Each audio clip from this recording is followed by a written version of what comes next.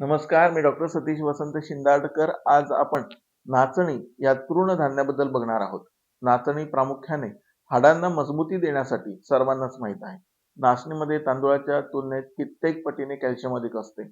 यामुळे हाडांना बळकटी मिळते, हाडांचा विकास होतो इत्यादी. प्रामुख्याने लहान मुलांसाठी याचा वापर केला जातो. तसेच गरोदर स्त्रियांना देखील नाचणीचे सत्व देण्यात येते. प्रामुख्याने वजन कमी करण्यासाठी नाचणीची भाकर, नाचणीचे शिजवलेले पीठ वापरलं जातं.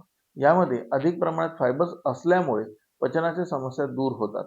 रक्तवाढीसाठी आणि मधुमेह म्हणजेच डायबिटीस नियंत्रणात राहण्यासाठी नाचणी ही उत्तम असते.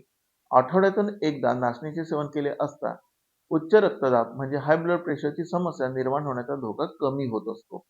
नाचणी ही ग्लुटेन फ्री असल्यामुळे प्रत्येक व्यक्तीला पचते आणि कोणत्याही प्रकारची बाधा निर्माण होत नाही.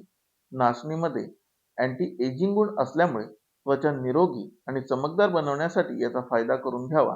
नाचणीचे पीठ प्रामुख्याने वापरले जाते आणि त्यापासून भाकरी, डोसा, इडली, उपमा, चकली, पराठा इत्यादी व्यंजनं बनवली जातात.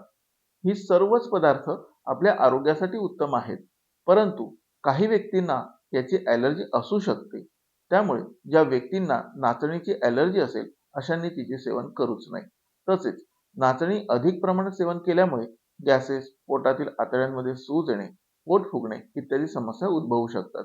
आणि यात असणाऱ्या अति प्रमाणातील कॅल्शियममुळे ज्या व्यक्तींना मूत्रकडा आहे त्यांनी अल्प प्रमाणातच किंवा याचे सेवनच करू नये. तसेच अतिसेवनामुळे मूतखडा देखील होऊ शकतो. नाचणीचे अधिक सेवन केल्यास काही व्यक्तींना मळमळ, उलट्या आणि जुलाब देखील होऊ शकतात.